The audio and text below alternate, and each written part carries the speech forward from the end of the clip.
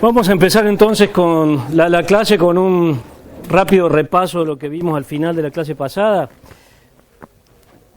Entonces, uno tiene una matriz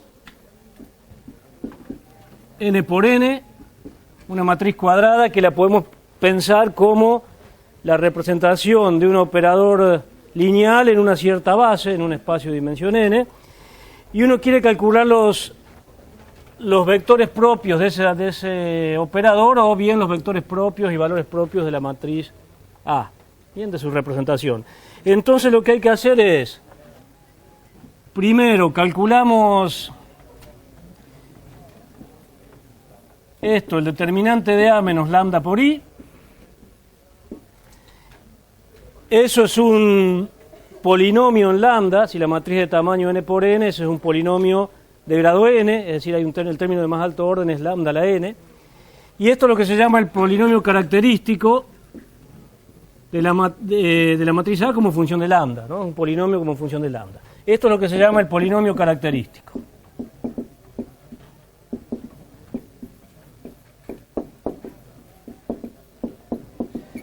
Bien, y si uno quiere calcular los valores propios asociados a lambda o al operador lineal que esto representa, lo que hay que resolver entonces es la ecuación si sub a de lambda igual a 0, es decir, el determinante de A menos lambda por I igual a 0. Eso es lo que se llama la ecuación característica.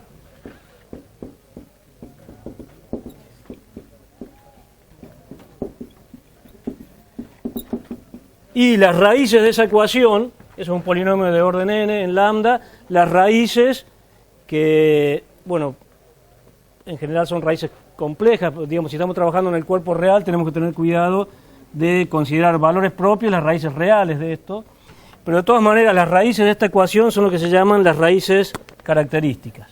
Bien, los lambda que solucionan esto son lo que se llaman las raíces características.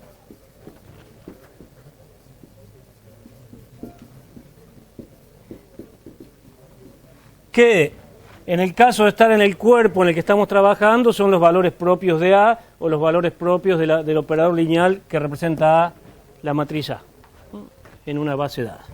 ¿Estamos?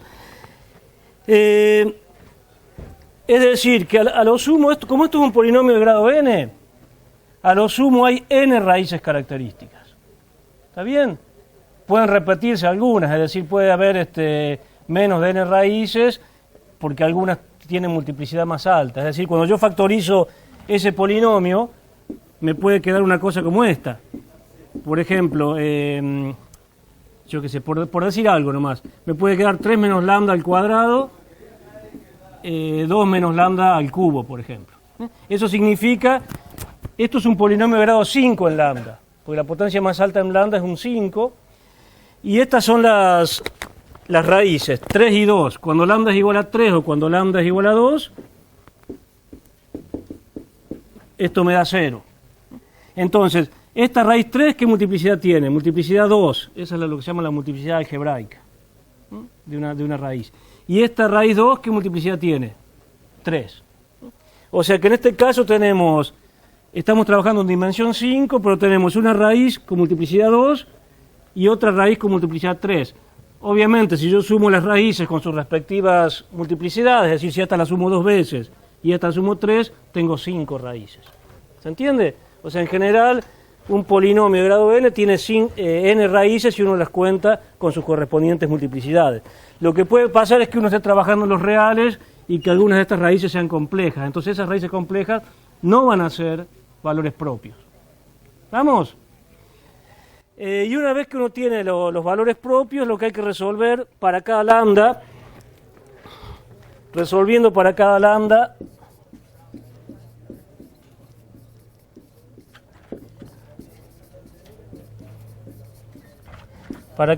valor propio, es decir, raíz que está en el cuerpo, hay que resolver A menos lambda por I.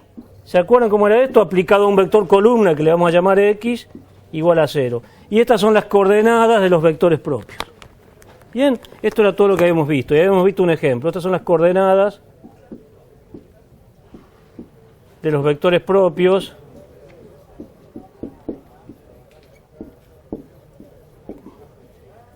propios asociados a lambda. Estamos entonces, siempre se procede de esta manera. Se calcula el polinomio característico, se lo iguala a 0, se obtienen las raíces. De esas raíces me quedo con aquellas que están en el cuerpo en el que estoy trabajando, que esos son los valores propios. Y después, para cada valor propio, resolvemos a menos lambda por i igual a un vector por un vector de coordenadas iguales a 0. Estas son las coordenadas que me permiten construir el subespacio propio asociado a cada valor propio. ¿Está bien? ¿Hay alguna pregunta hasta acá? Sí.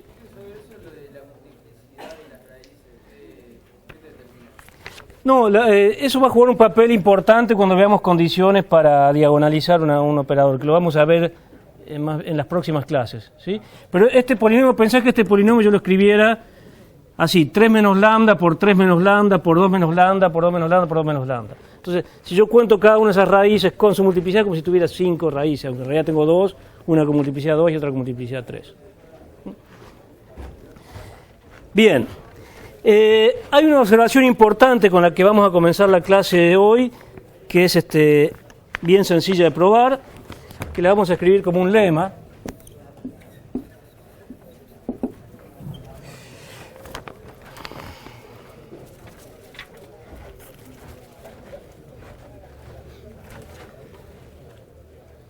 Opa, qué ruido que hay ahora, no sé qué pasa afuera. El lema es el siguiente. Si uno tiene, consideremos dos matrices semejantes. N por N.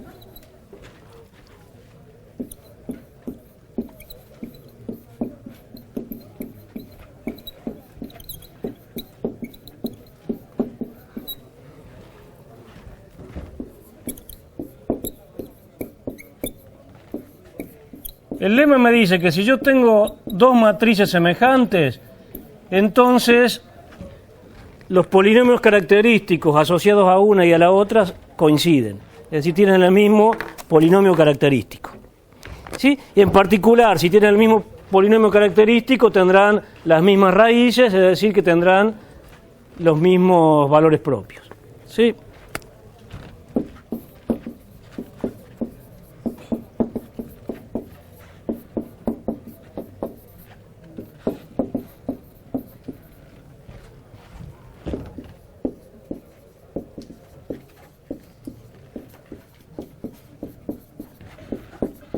Vamos, el lema me dice que matrices semejantes tienen el mismo polinomio característico y entonces, por lo tanto, tienen los mismos valores propios.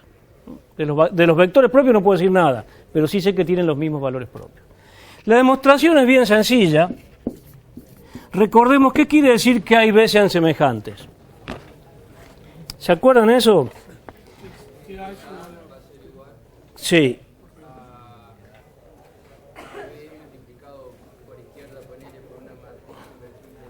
Sí,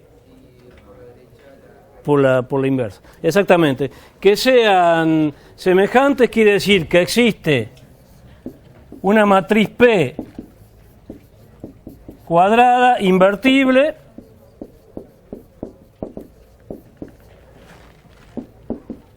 tal que, por ejemplo, B la puedo escribir como A multiplicada a la derecha por P y a la izquierda por P a la menos 1. Eso quiere decir que sean matrices semejantes. La matriz, sí, hay que tener cuidado, es la matriz cambio de base, que te pasa de la base original, no, perdón. No necesariamente, es cualquier matriz. Si esta, me estoy adelantando a lo que viene, ojo con ese comentario. Es la matriz de vectores propios cuando esta es una forma diagonal con los valores propios, pero en general es una matriz invertible tal que, en definitiva, si esto representa un operador en una base y esto el mismo operador en otra base, esta es la matriz cambio de base. ¿Sí? Entonces, para construir el polinomio característico asociado a B, tengo que calcular B menos lambda por I. Pero observemos lo siguiente.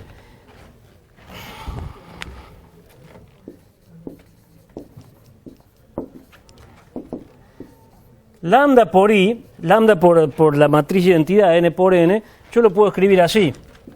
Lo puedo escribir p a la menos 1,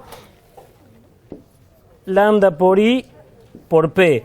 ¿Y por qué puedo hacer eso? Este es un caso particular, p es la misma que usé acá, ¿no? Y esto se cumple por lo siguiente, como esta es la matriz identidad, la identidad por p me da lo mismo que p. Y como el lambda lo puedo sacar afuera, esto me quedaría lambda por p a la menos 1 por p. ¿Se entiende? O sea, esto acá sería lo mismo, esto acá es lo mismo que el lambda lo saco afuera porque es un escalar. Lambda por p a la menos 1 y la identidad por p me da p. Entonces fíjense que acá me queda lambda por p a la menos 1 por p, que es justamente lambda por i, lo que tengo de aquel lado. Estamos entonces, a esta matriz yo la puedo multiplicar por p a la menos 1 acá y por p y me queda la misma matriz, porque es la identidad multiplicada por un escalar. ¿Estamos? Entonces, si ahora yo junto esas dos cosas, ¿se entendió eso, no es cierto? Si yo junto esas dos cosas y calculo b menos lambda por i, dijimos que b es p a la menos 1 por a por p, porque b es semejante a a, y lambda por i lo escribo así, menos lambda, menos p a la menos 1, lambda por i por p. ¿Sí? ¿Qué es esto que tengo acá? ¿Y ahora qué hago? Saco p a la menos 1, la matriz como factor común a la izquierda, y p como factor común a la derecha. O sea que esto es lo mismo que p a la menos 1, a menos lambda por i, por p. Y esto es, si uno distribuye esto, me queda lo mismo que esto, ¿no? Álgebra matricial. Entonces, fíjense lo que tenemos ahí. Lo que tenemos es que si A y B son semejantes, entonces también son semejantes esta matriz y esta, porque en efecto esta matriz se escribe como esta por una P a la derecha y P a la menos 1 a la izquierda. O sea, son semejantes con la misma matriz P. O sea, lo que estamos diciendo es que esta matriz acá y esta acá son matrices semejantes.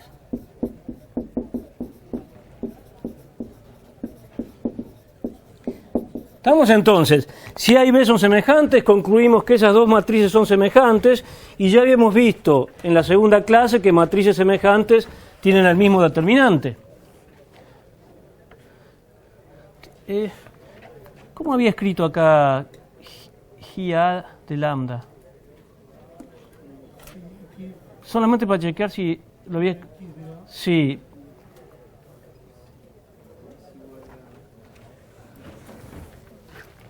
¿No? El GA es el determinante de A menos lambda por I. Está. Entonces, no, porque me quedó una duda, porque por ahí suelo decir una cosa y escribir otra.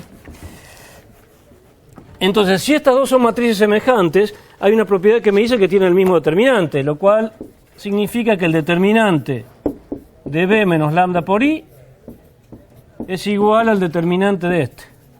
Determinante de A menos lambda por I. ¿Y esto qué es? Esto es justamente el polinomio característico asociado a B como función de lambda, y esto es justamente el polinomio característico asociado a A como función de lambda. O sea que efectivamente los polinomios característicos son iguales. ¿Se entendió eso?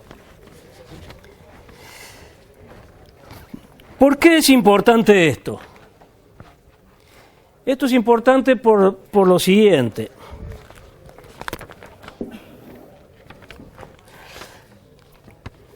Vamos a escribir un comentario a modo de observación. Supongamos que yo tengo un operador lineal de un espacio vectorial B en B, donde la dimensión de B es n.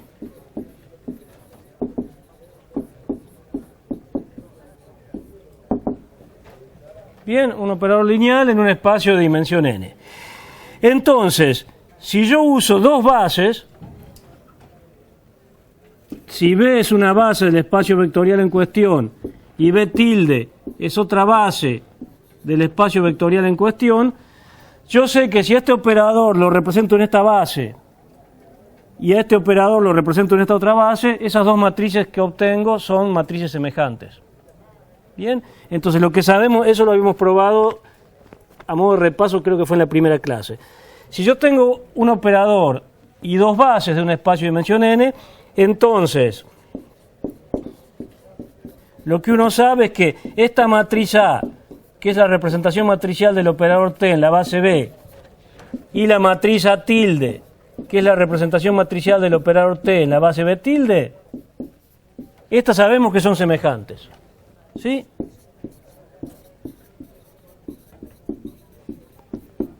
Y si son matrices semejantes, ¿qué significa? Que tienen el mismo polinomio característico.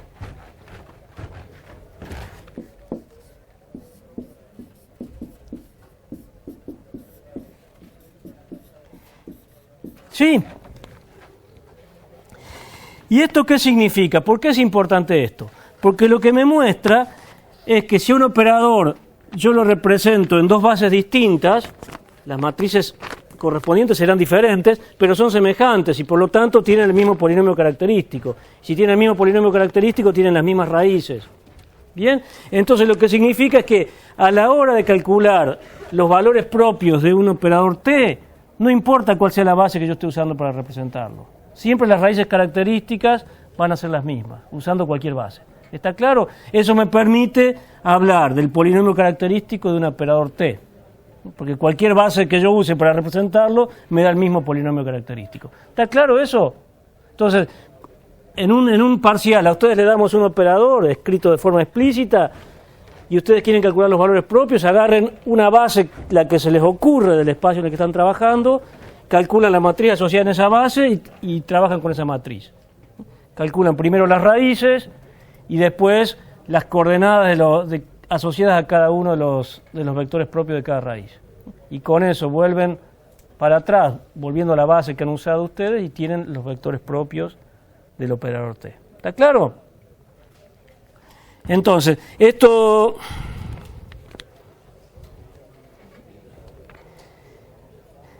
me dice que el polinomio característico no depende de la base elegida y por lo tanto las raíces tampoco dependen de la base elegida, entonces uno habla del polinomio característico asociado a T. Sí, en cualquier base que uno use para representarlo. ¿Se entendió la observación esta? Esto es el polinomio característico de T.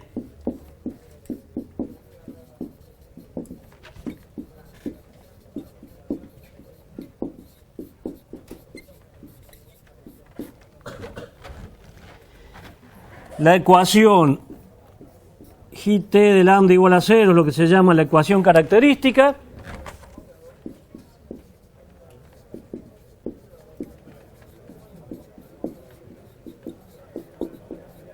Y sacando las raíces de ahí, sacamos los lambda, que son las raíces ecuación característica de T, y sacando las raíces tenemos las raíces características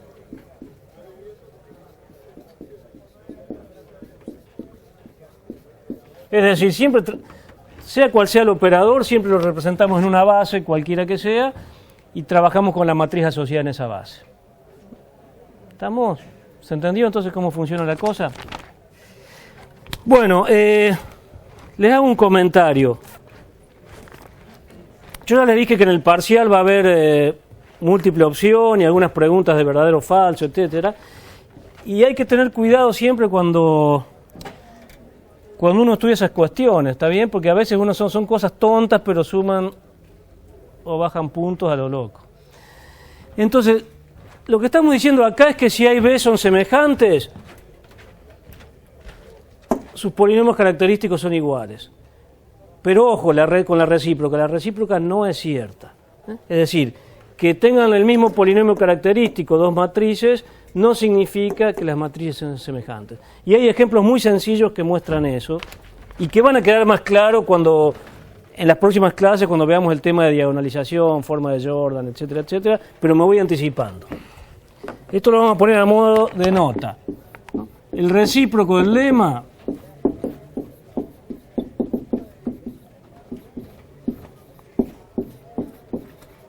no es cierto. Esto significa que hay matrices que que tienen el mismo polinomio característico, pero no son semejantes. Un ejemplo muy sencillo es el siguiente. Este ejemplo, de hecho, lo habíamos visto en la segunda clase, la primera o segunda clase, yo no me acuerdo. Ponemos como matriz A la matriz identidad y como matriz B algo bastante parecido, pero es la identidad a la cual le agregué abajo de la diagonal un número distinto de 0. ¿Se acuerdan que habíamos visto que esas matrices no son semejantes? Lo cual es fácil de verificar, porque si hubiera una P invertible tal que A por P a la menos 1 fuese esta, fíjense que esta, como es la identidad, si la multiplico por P me queda P, y si la multiplico por P menos 1 me queda P a la menos 1 por P, que es la identidad. O sea que si uno hace P a la menos 1 por A por P me da la identidad, que no es lo mismo que B. ¿Ah? Entonces, estas dos matrices no son semejantes,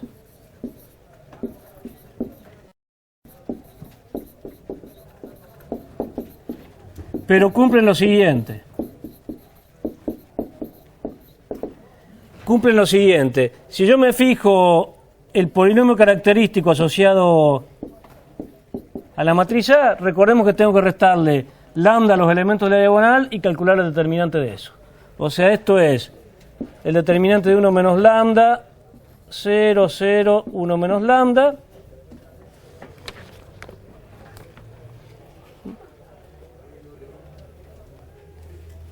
¿Sí? Y eso es lo mismo, obviamente, que si eso es 1 menos lambda al cuadrado menos 0. Y eso obviamente es lo mismo que el determinante de esto. 1 menos lambda, 0, 1, 1 menos lambda. Porque acá me queda 1 menos lambda por 1 menos lambda menos 0. Es exactamente lo mismo. Y esto acá es justamente el polinomio característico de B. Entonces guarda con eso, guarda con para qué lado se cumplen las proposiciones. Sí. ¿Cuándo podemos usar P de A es igual a P de B? O sea, ¿cuál es la condición de B que es invertible? ¿Cómo decís P? Había una cosa igual a B de pareja. Bueno, es lo mismo, sí. Teníamos P de ambos lados. Si multiplicás por P a ambos lados, decís que son semejantes y P por B es igual a A por P. ¿Tiene que haber una condición extra? No. Que sea invertible, ojo. P sea invertible, sí. Si no, tampoco existe eso. Claro que es lo mismo que escribir esto acá. Exactamente. Ya va a quedar más claro por qué estas no son semejantes. La particularidad que tiene es que una tiene la forma diagonal y la otra es la diagonal principal con cosas por debajo de la diagonal. Ya va a quedar claro que esas cosas son cosas bien diferentes. Bueno, entonces, veamos ahora en la clase, en lo que sigue, ¿qué relación guardan estos conceptos de valores y vectores propios con la idea que yo les había planteado inicialmente de tratar de diagonalizar un operador, si es que se puede? Es decir, encontrar una base tal que el operador en esa base tiene la forma diagonal, que es la forma más sencilla de manipular algebraicamente. ¿Sí? Eso a veces se puede, a veces no. Pero empecemos definiendo qué significa que un operador sea diagonalizable, y después caracterizando la propiedad de diagonalización y después estudiando bajo qué casos se cumple esa condición de diagonalización y bajo qué casos no, y qué se hace en los casos en que no se cumple. Eso es más o menos el anticipo de 2 semanas de clase, ver todo eso. Muy bien. Entonces, vayamos en primer lugar a la definición de qué significa que un operador sea diagonalizable o qué significa que una matriz sea diagonalizable. Empezamos con la definición de operador diagonalizable.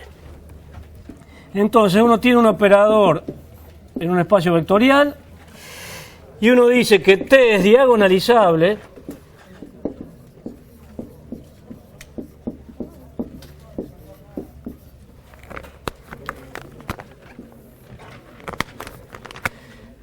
cuando T es diagonalizable, sí, existe una base del espacio vectorial para la cual la matriz asociada en esa base es una matriz diagonal.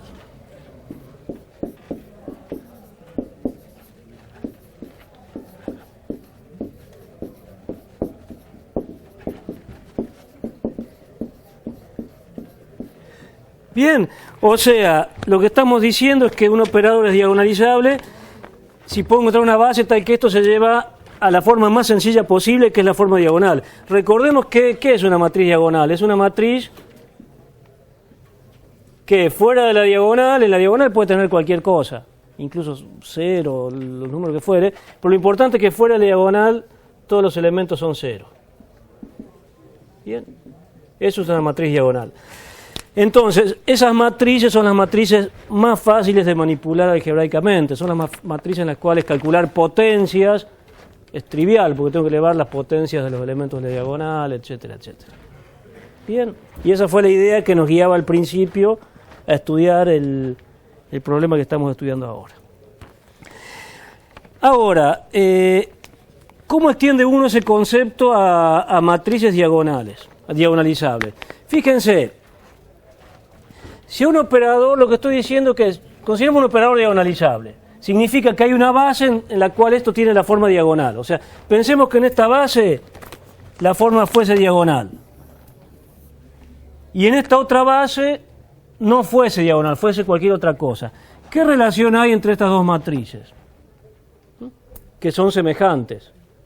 Entonces, podemos extender esa definición o podemos adaptar esa definición a matrices diciendo que una matriz es diagonalizable si es semejante a una matriz diagonal. Esa es la definición para matrices. Porque cuando yo les doy una matriz así pelada, ahí no estoy hablando de base, no estoy hablando de nada. Le digo, trabajen esta matriz y diagonalícenla.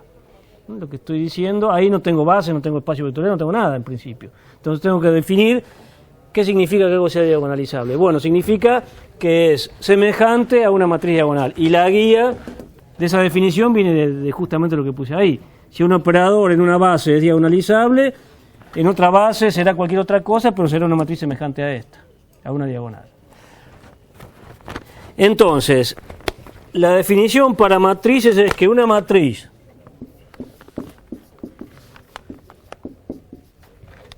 es diagonalizable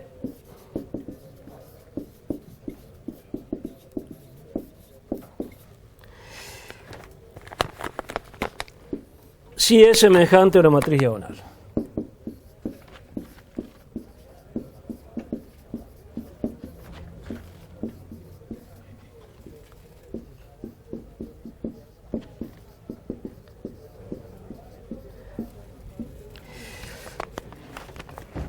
¿Está bien?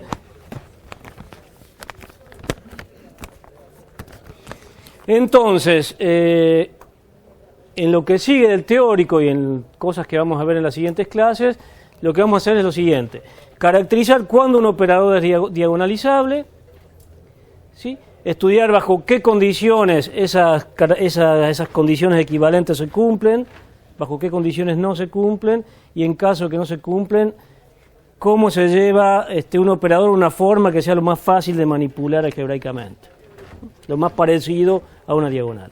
¿Está claro? Eso es lo que vamos a hacer entonces en el resto de estas clases y en las clases que vienen.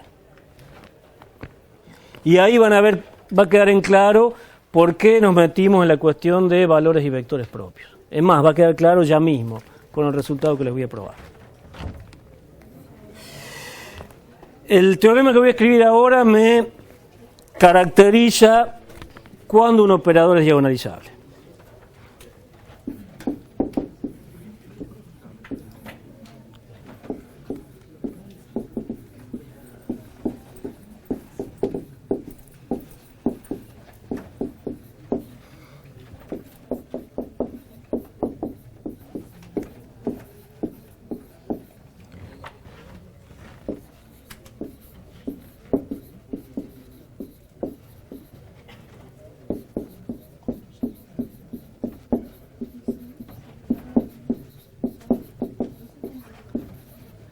Bien, me dice que un operador es diagonalizable si solo si existe una base del espacio vectorial formada por vectores propios de T, asociados a los valores propios que correspondan. ¿Sí? Y justamente la matriz asociada en esa base de vectores propios es la matriz diagonal.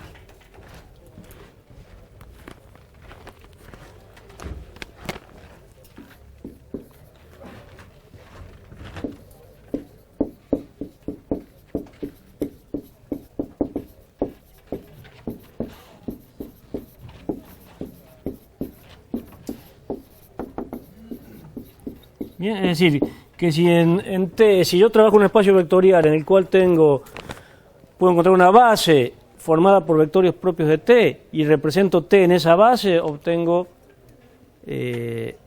una forma diagonal. Entonces, por lo tanto, T es diagonalizable, es un sí solo sí. Sí solo sí existe una base formada por vectores propios de T.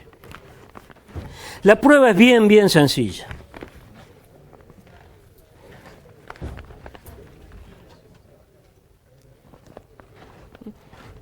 Notarán ustedes que el punto siguiente es estudiar bajo qué condiciones entonces existe una base de B formada por vectores propios. Y ahí sigue el camino del curso. Bien, entonces, como es un sí solo sí, la demostración tiene dos partes. Vamos a probar primero esto. Vamos a considerar un T diagonalizable.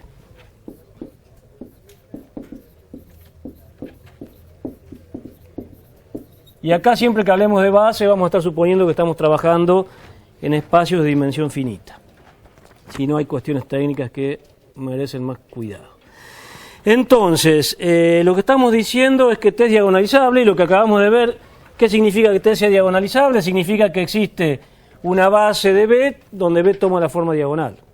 Bien, entonces esto significa que existe una base B de vectores B1, B2, hasta Bn. Bien, esto es una base del espacio vectorial tal que si yo considero la matriz asociada a esa base, esa matriz tiene la forma diagonal.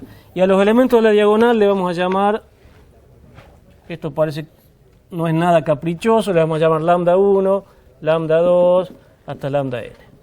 Bien. Y el resto tengo todos ceros.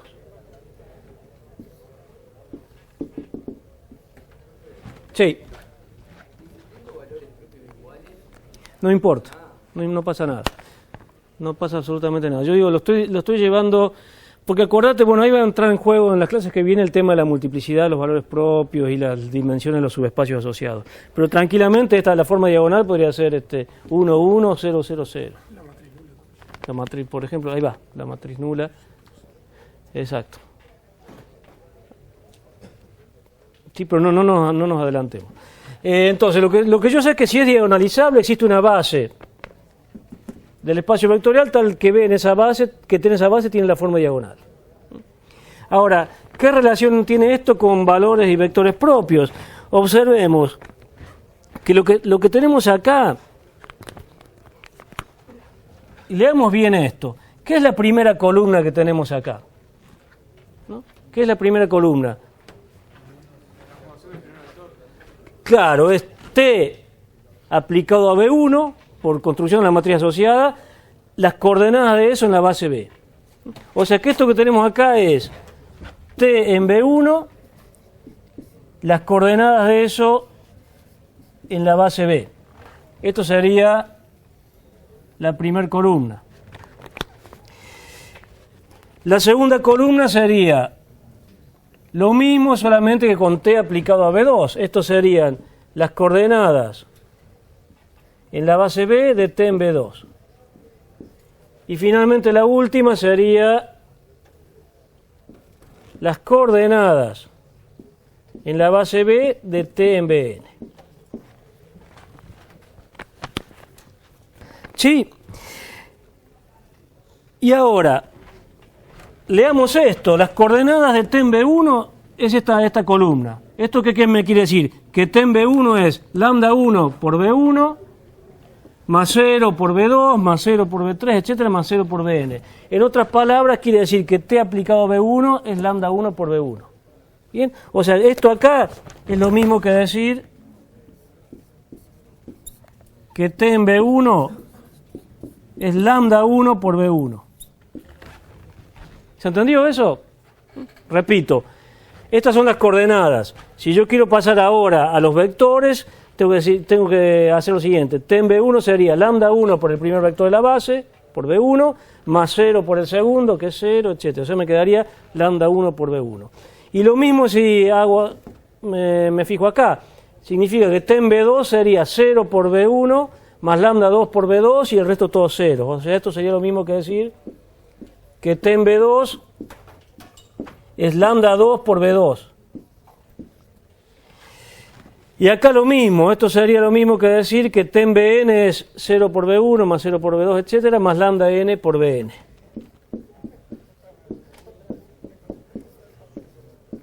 ¿Estamos? Pasamos de las coordenadas a los vectores. Entonces lo que estamos diciendo, fíjense lo que estamos diciendo, que si en la base B tiene esta forma, significa que T aplicado al primer vector es lambda 1 por B1, lambda 1 es el primer elemento diagonal, T aplicado a B2 es lambda 2 por B2, el segundo elemento, etc. T en Bn es lambda n por Bn. Se cumple eso. Y además, todos estos vectores son distintos de cero, porque justamente son vectores de una base, ¿no? Entonces, y además, B1 distinto de 0, B2 distinto de 0, etcétera, hasta el Bn que es distinto de 0. Entonces, ¿qué significa esto? Que tengo el vector B1 cumple ten B1 es lambda 1 por B1 y es distinto de 0. Entonces es un vector propio de T. Ten B2 es lambda 2 por B2 y B2 es distinto de 0, es un vector propio de T, etcétera. Y ten Bn, por el mismo argumento, es también un vector propio de T. Es decir, que todos estos vectores son vectores propios. Los vectores justamente que me diagonalizan son los vectores propios. Entonces eso significa que B es una base de vectores propios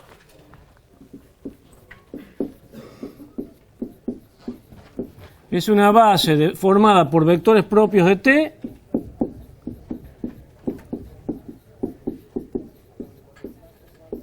asociados a los elementos de la diagonal, que justamente son valores propios. Y que pueden repetirse o no, tanto da.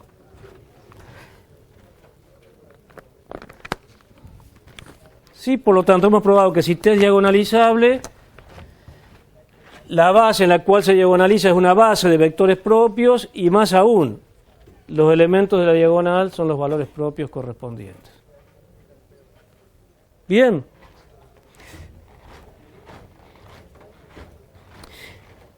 Fíjense que además, como habíamos visto al principio, como los valores propios son raíces características de un polinomio de grado n, no puede haber más que n valores propios. O sea que acá están metidos todos los valores propios.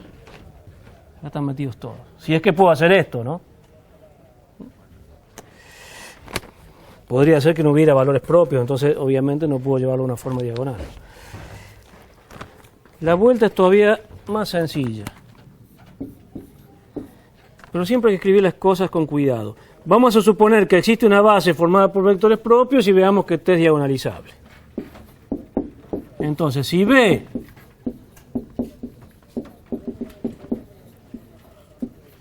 es una base formada por vectores propios,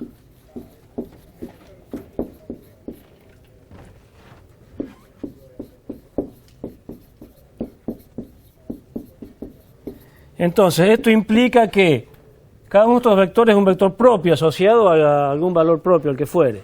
Entonces significa que T en B1 será un escalar lambda 1 por B1, T en B2 será un escalar lambda 2 por B2, etcétera, y T en Bn será un escalar lambda n por Bn.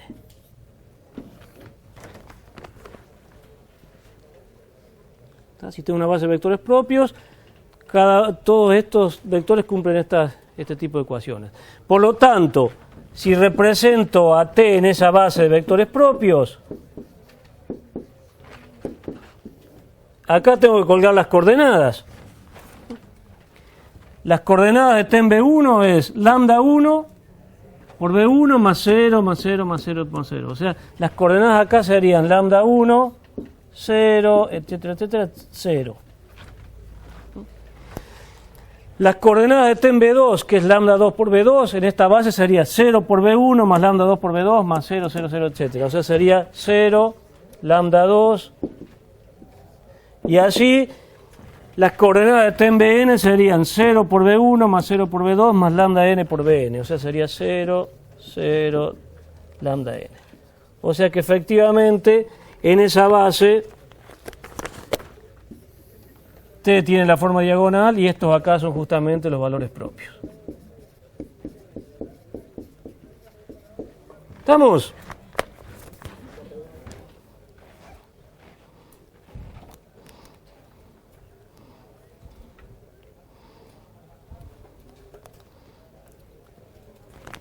Pregunta. Sí. ¿Sabés que los vectores propios son la base del espacio vectorial? ¿No sabés de una que es diagonalizable porque es toda la dimensión? Si sabes, bueno, sí. Eso es lo que queremos ver. O sea, eso es lo que estamos diciendo, es que si hay una base de vectores propios, entonces los vectores propios cubren todo. Hay una base, digamos,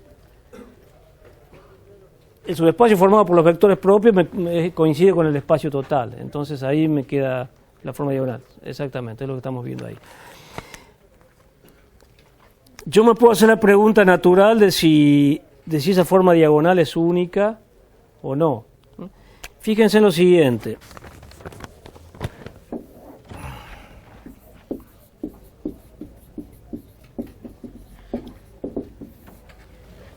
Fíjense en lo siguiente. ¿Cómo propios son raíces de la ecuación característica, que es un polinomio de grado n, lo que les decía hace un rato? No puedo tener más de n valores propios. Y lo que estamos diciendo es que si es en el caso que sea diagonalizable, estamos diciendo que si yo cuento los valores propios con su multiplicidad, la multiplicidad algebraica que les comenté al principio, entonces tengo n valores propios. ¿Se entiende el ejemplo que les ponía al principio? Si yo tengo que la raíz característica es el polinomio característico, 2 menos lambda al cuadrado, no me acuerdo exactamente qué puse, pero si es algo como esto, entonces estoy diciendo que lambda igual a 2 es valor propio con multiplicidad 2 y que lambda igual a 3 es valor propio con multiplicidad 5. La potencia máxima es lambda a la séptima, o sea, esto es un polinomio de grado 7, lo cual significa que estamos trabajando en dimensión 7 por 7. ¿Sí? Pero entonces, si yo cuento, no puedo tener más de 7 raíces de esto, es un polinomio de grado 7. Entonces, si yo cuento a cada raíz con su multiplicidad correspondiente, tengo 7 valores propios, contando la multiplicidad. Es decir, si el valor propio 2 aparece 2 veces, lo cuento 2 veces. Esto significa que acá todos los elementos que estoy poniendo en la diagonal, estoy poniendo al 2 2 veces y al 3 5 veces. ¿Se entiende? Entonces, claramente acá las cosas podrían aparecer alternadas, porque podría aparecer 2, 2, 3, 3, 3, 3, o podría aparecer 3, 3, 3, 2, 2, 2, etcétera, o mezclados. Eso depende del orden en que uno elija los vectores propios. O sea, la forma diagonal es única, excepto a menos del orden en que uno pone los valores propios. ¿Está claro? Pero siempre van a aparecer los mismos elementos en la diagonal, que van a ser justamente las raíces del polinomio característico con sus respectivas multiplicidades. Entonces, observación, la forma diagonal es única.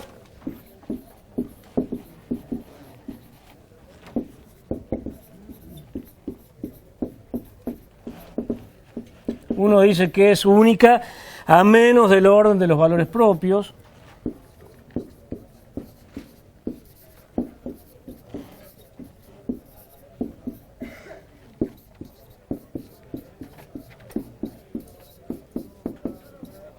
Lambda 1, lambda 2, hasta lambda n. Vamos, y eso significa, eso puedo pasar de una forma a la otra cambiando el orden de los elementos de la base. Eso es lo que refiere a la forma diagonal. Lo que obviamente no es único es la base, porque ahí en la base tengo infinidad de bases. Fíjense que yo podría agarrar a cualquier vector propio, multiplicarlo por un escalar distinto de cero y seguiría teniendo otro vector propio. Entonces, las bases, tengo infinidad de bases. Los valores propios, si es diagonalizable, ¿no? Los valores propios tengo un conjunto ahí que lo puedo cambiar de orden. Bueno, tenía un par de ejemplos para hacer, capaz que los dejo para un poquito para el final de la clase, ejemplos bien sencillos de un operador que es diagonalizable y de otro que no lo es.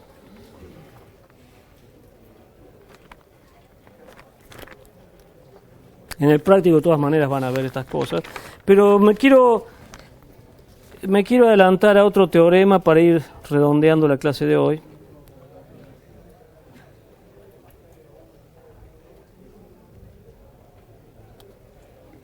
¿Se acuerdan que en la clase pasada yo les había hecho un ejemplo de un operador 3×3 que tenía dos valores propios?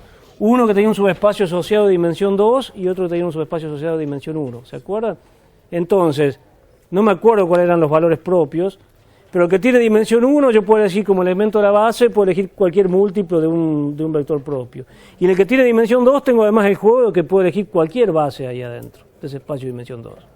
¿Estamos? Entonces, tengo infinidad de bases que me dan una forma diagonal. Bueno,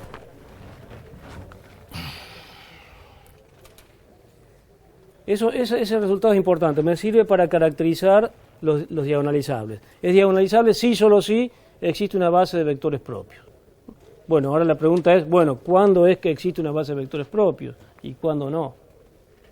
Sí.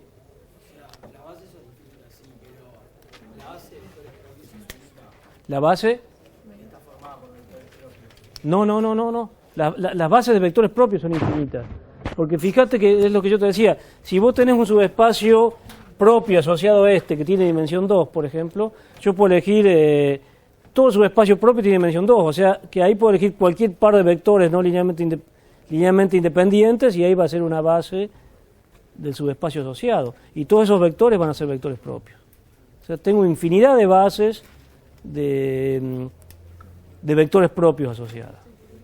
La forma diagonal, sí, le puedo cambiar el orden acá, pero los números que pongo en la diagonal son los mismos. ¿Está bien? Y es más, lo que les decía recién, imagínate que vos tenés un vector propio y lo multiplicás por un escalar distinto de cero, eso también va a seguir siendo un vector propio. O sea que si en lugar de esta base yo pongo 3 por B1, 5 por B2, 7 por Bn, eso también va a ser una base de vectores propios. Este resultado que voy a escribir ahora me sirve es un resultado importante en lo que refiere a vectores propios asociados a valores propios distintos. Y es un resultado importante. Bien, vamos a copiar el teorema, lo leemos y lo demostramos.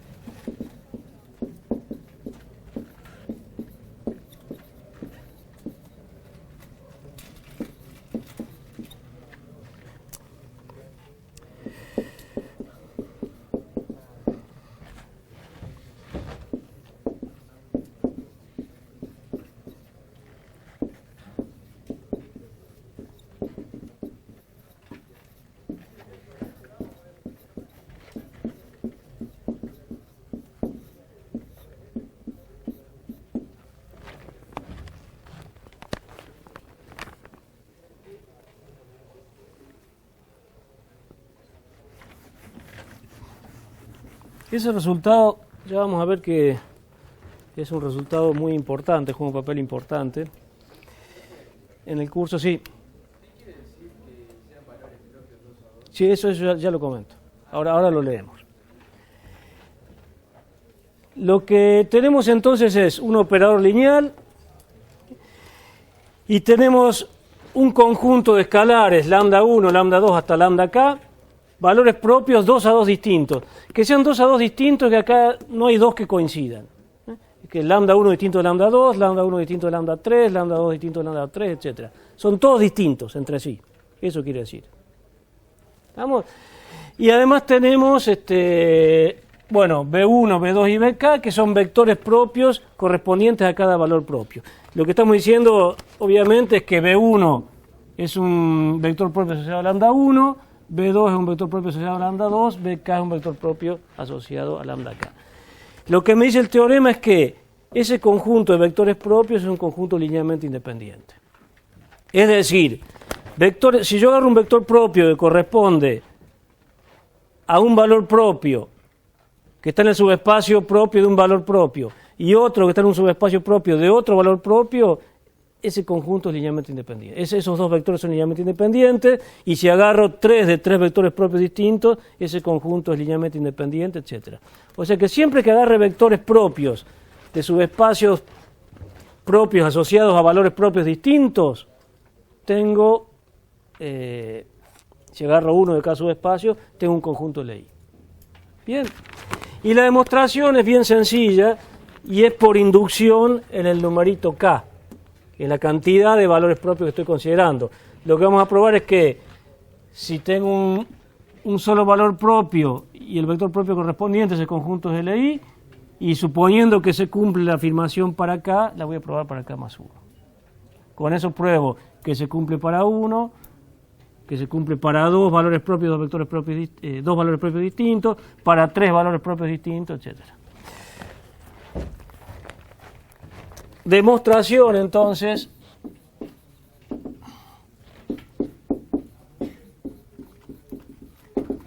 inducción en K. Bueno, como ustedes saben, uno tiene que probar el paso inicial y el paso inductivo. El paso inicial es cuando K es igual a 1, es decir, cuando estoy considerando un único valor propio y un vector propio asociado a ese valor propio. Es decir, tengo B1, que es un vector propio,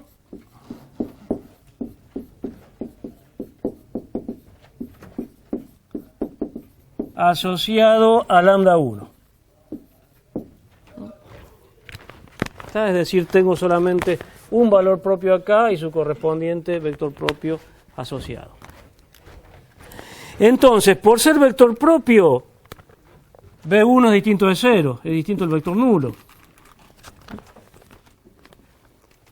Eso me implica entonces que el conjunto cuyo único elemento es B1 es un conjunto linealmente independiente. ¿Estamos? ¿Se acuerdan que un vector distinto del nulo entra en la definición de conjuntos linealmente independientes? Esto es un conjunto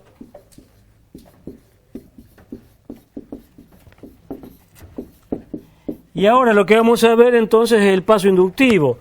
Vamos a suponer que se cumple para K valores propios y sus correspondientes vectores propios y veamos para K más 1. Entonces, sean lambda 1, lambda 2 hasta lambda K más 1,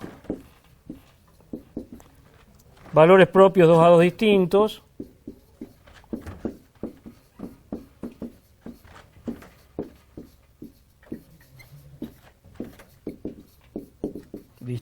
hablando mal y pronto, y sea el conjunto formado por B1, B2, BK más 1, que son vectores propios asociados a esos vectores, a los valores propios que puse arriba.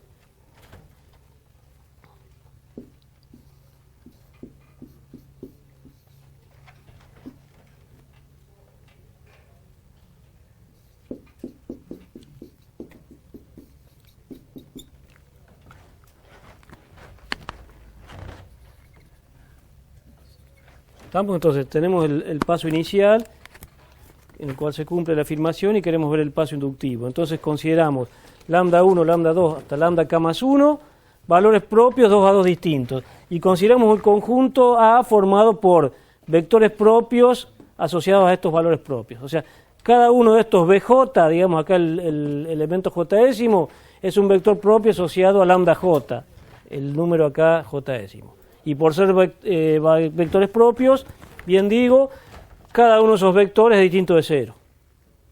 ¿No? Y eso para todo J igual a 1, a 2, hasta K más 1. Lo que estamos diciendo es que este es vector propio de este vector propio de este vector propio de este. Y ahora lo que queremos ver es que este conjunto es linealmente independiente. Asumiendo que si yo tuviera K, eso sí lo es. Esa es la hipótesis inductiva. ¿Se entiende esto?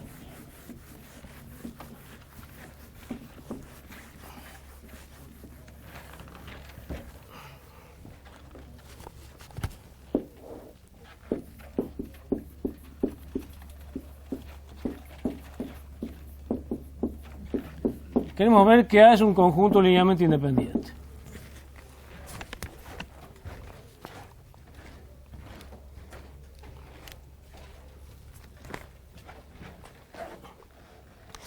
¿Qué hago para ver si un conjunto es linealmente independiente? Hago una combinación lineal, la igualo a 0 y tengo que ver que la única forma de obtener esa combinación lineal igual a 0 es poniendo todos los escalares igual a 0. Entonces, agarremos una combinación lineal de todos estos vectores e igualémosla a 0. ¿Estamos? Entonces, consideremos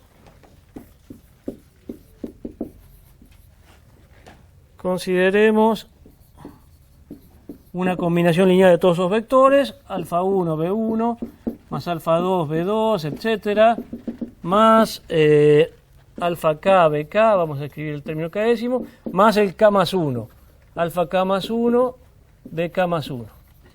La igual a 0 y lo que quiero ver que la única posibilidad de obtener eso es con todos los escalares iguales a 0.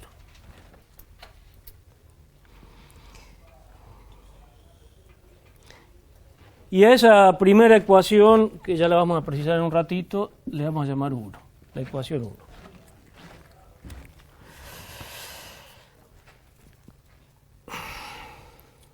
¿Qué diablos hacemos ahí? Aplicamos, ahí todavía el t no lo usé en ningún lado, la transformación t. Bueno, le aplico t a ambos lados.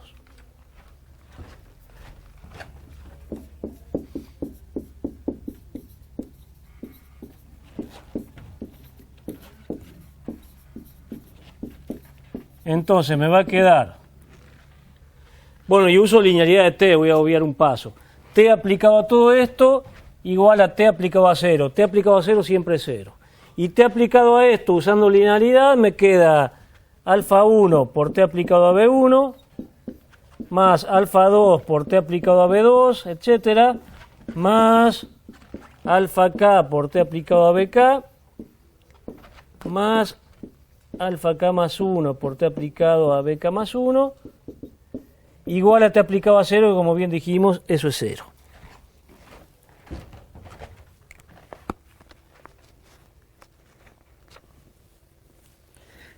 ¿Estamos? Agarré una combinación lineal, la igualé a 0, y a esa combinación lineal le apliqué t a ambos lados, y usé linealidad de t. Yo lo que quiero ver es que estos coeficientes necesariamente son 0.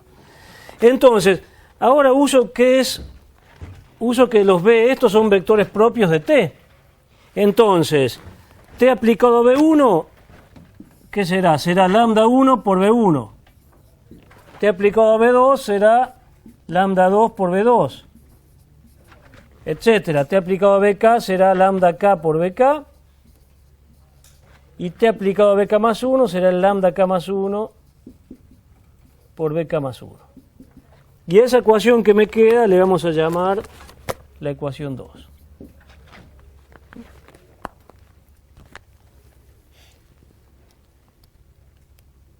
Tengo alfa 1, lambda 1 por b1, alfa 2, lambda 2 por b2, etc. Igual a 0.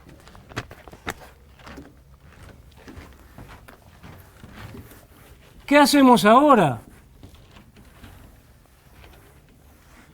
Fíjense que yo quisiera usar la hipótesis inductiva, esto es, yo quisiera reducir una ecuación en la que aparecen k más 1 términos a una ecuación en la que aparecen k términos, combinados linealmente igualados a 0. ¿Y cómo obtengo eso? De una manera muy sencilla. Observemos que este sumando acá, ¿en qué se diferencia este último sumando acá? Se diferencia solamente en el factor lambda k más 1. Entonces lo que voy a hacer es multiplicar todo esto por lambda k más 1 y restárselo a esto. Con lo cual, el factor correspondiente acá se me va a ir con el factor correspondiente acá y me va a quedar un sumando menos. Bien, y ahí voy a poder usar la hipótesis inductiva. Entonces lo que vamos a hacer es, multiplicamos 1. Multiplicamos 1 por el valor propio lambda k más 1 en todos los términos y a eso lo restamos a 2. Lo restamos a 2. Y ahí me van a decir qué es lo que queda.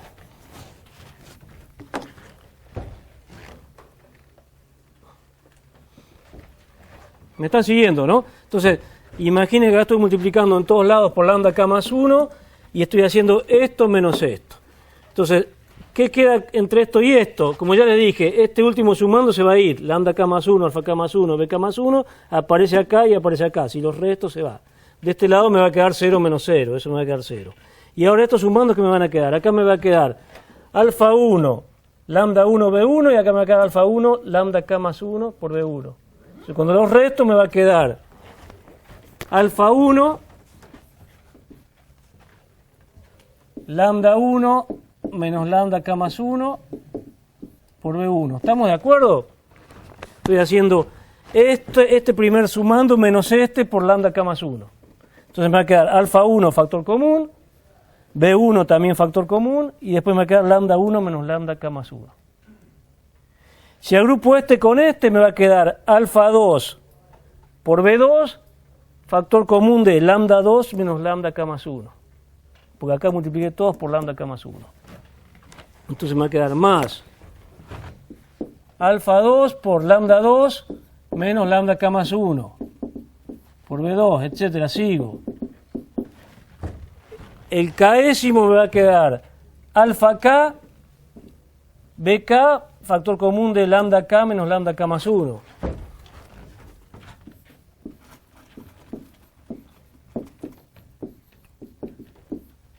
Y esto por bk. El k más 1, como ya les dije, se va. Este se va con este y acá me queda 0 menos 0, que es igual a 0. Entonces fíjense que ahí conseguí reducir la combinación lineal que involucraba k más 1 términos a una combinación lineal que involucra k términos. K vectores propios con estos escalares. ¿Sí? Ahora, ¿cómo sigue la cosa? Por hipótesis inductiva, estamos suponiendo que si yo tuviese acá k valores propios y su correspondiente k vectores propios, eso es LI. Entonces, por hipótesis inductiva,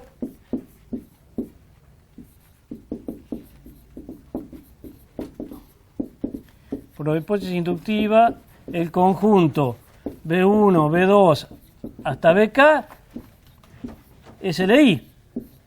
Entonces, ¿qué me implica ahí? Que tengo una combinación lineal de todos ellos que me da igual a 0. Entonces significa que la única manera de obtener eso es que este primer escalar sea 0, este segundo escalar sea 0, etcétera, este escalar késimo sea 0. O sea, lo que preciso es que cada uno de esos escalares sea igual a 0. ¿Está claro? Por hipótesis inductiva, justamente, porque tengo una combinación lineal de k vectores propios.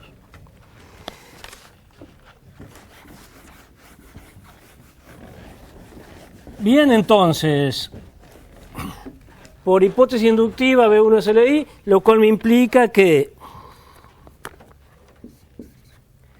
alfa 1, lambda 1 menos lambda k más 1 igual a 0, alfa 2, lambda 2 menos lambda k más 1 igual a 0, etcétera, alfa k, lambda k menos lambda k más 1 igual a 0. Cada uno de los escalares que aparece ahí tiene que ser igual a 0. Sí. ¿El menos no sería el otro? El menos, no, lo que yo hice es ¿Multiplicaste las dos por el no, esto lo multipliqué por lambda k más 1 y lo que hice es esto menos esto. Ah, el menos también, el primero. Ah, y lo que estamos... Exacto, ¿tá? Hice esto menos esto. Podría haber hecho esto menos esto, que ahí me quedaría al revés todo. Exacto. Sí, es lo mismo. Y ahora recordemos que lo que yo quiero probar es que si esta combinación lineal me da 0, la única manera de obtenerla es que cada uno de estos coeficientes sea igual a 0. Alfa 1 igual a 0 hasta alfa k más 1 igual a 0. ¿Qué me dice la primera ecuación? Alfa 1 por lambda 1 menos lambda k más 1. Como los valores propios son 2 a 2 distintos, esto es distinto de 0. Porque lambda 1 es distinto a lambda k más 1. Por lo tanto, alfa 1 debe ser 0. Entonces, la primera ecuación me dice que alfa 1 es igual a 0. ¿Sí? Lo mismo, la segunda ecuación, como son 2 a 2 distintos, lambda 2 es distinto a lambda k más 1. O sea que esto es distinto de 0, por lo tanto, alfa 2 tiene que ser igual a 0, etcétera. Así hasta que la última me dice que alfa k tiene que ser igual a 0. Porque este acá es distinto de 0. Lambda k es distinto a lambda k más 1. O sea que con eso concluyo que todos estos escalares, hasta el késimo, son iguales a 0. O sea, toda esta partecita es igual a 0. Entonces, lo que me implica, entonces, llevando a 1,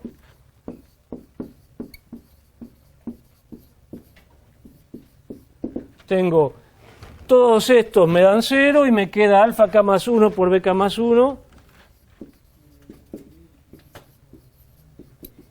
igual a 0. Ese es un vector igualado al vector nulo. ¿Y qué pasa ahí?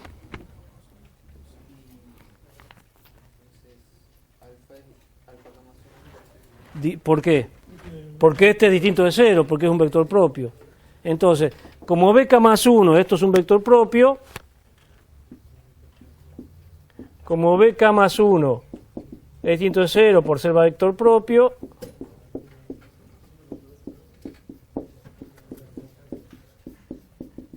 entonces esto me implica que el último, alfa k más 1, también es igual a 0.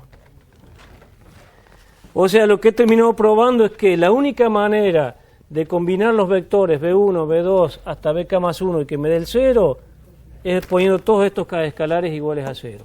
Por lo tanto, el conjunto de esos k más 1 vectores es el de I. Por lo tanto, entonces,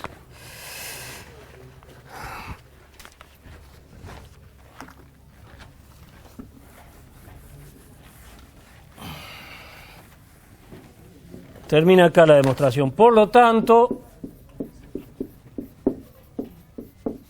A es el I. Ya apago el celular. A es el I. Es decir, pruebo la hipótesis, el paso inductivo y por lo tanto terminamos de probar el teorema. Sí, déjeme hacer un... los ejemplos que darán para la clase que viene son ejemplos tontos iguales, pero los vamos a hacer la clase que viene. Lo que les quiero comentar ahora para terminar la clase es un corolario que se desprende de esto, que ya me da un indicio de para qué lado va la cosa para estudiar el problema de la diagonalización. Un corolario que lo probamos en 2 minutos. ¿Sí? ¿Preguntas hasta acá?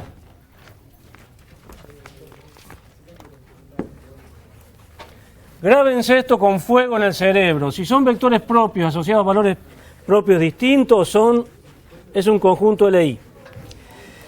Para terminar, entonces, este corolario importante. Algo que se desprende de manera directa del teorema que acabamos de enunciar y que está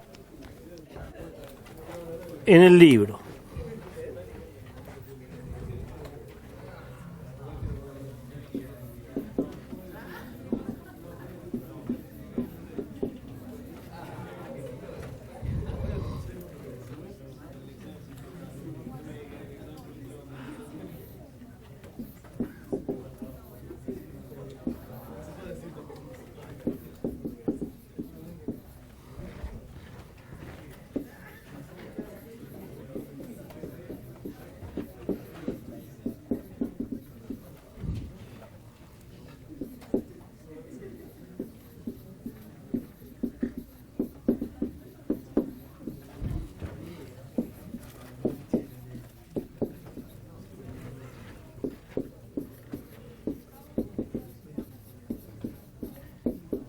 Esto parece una tontera, pero hay que probarlo con cuidado.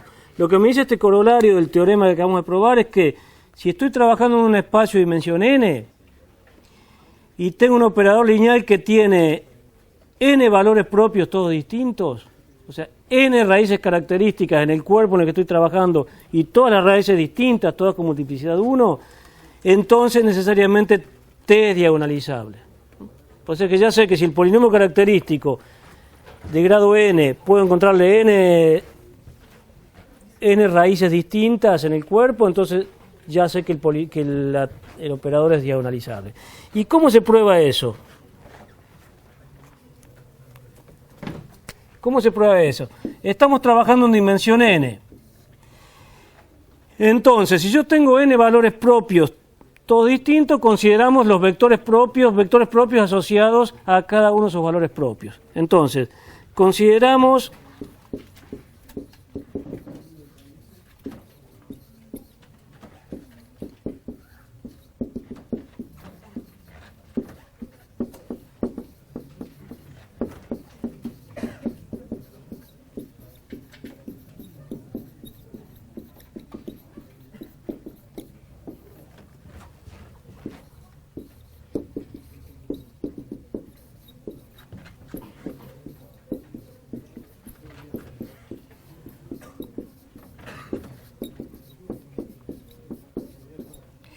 bien, entonces, lo que hacemos es,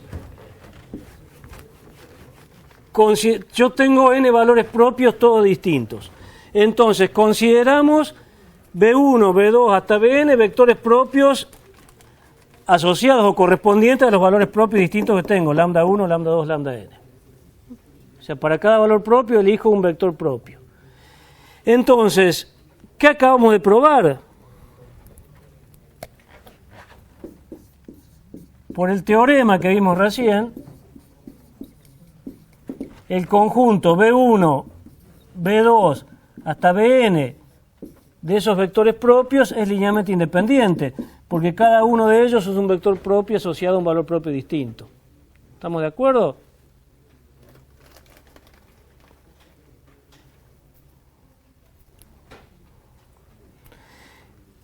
Entonces, considero un vector propio asociado a cada uno de los valores propios.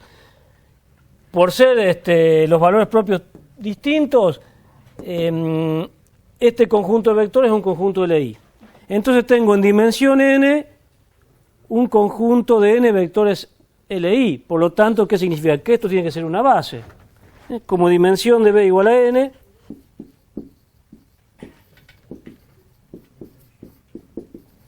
entonces, implica que B1, P2 hasta Bn es una base del espacio vectorial B. ¿Y es una base de qué? De vectores propios. Entonces lo que estoy diciendo es que tengo una base donde cada uno de estos es un vector propio. Entonces tengo una base de vectores propios. Por lo tanto, si tengo una base de vectores propios, T es diagonalizable. ¿Se entendió? Entonces, resumiendo, en el caso de que yo tenga n raíces distintas que están en el cuerpo, es decir, n valores propios distintos, en un espacio de dimensión n, yo sé que es diagonalizable. Ahora, la pregunta es, ¿qué pasa si se repiten? Es decir, ¿qué pasa si un valor propio es raíz con una multiplicidad mayor que 1?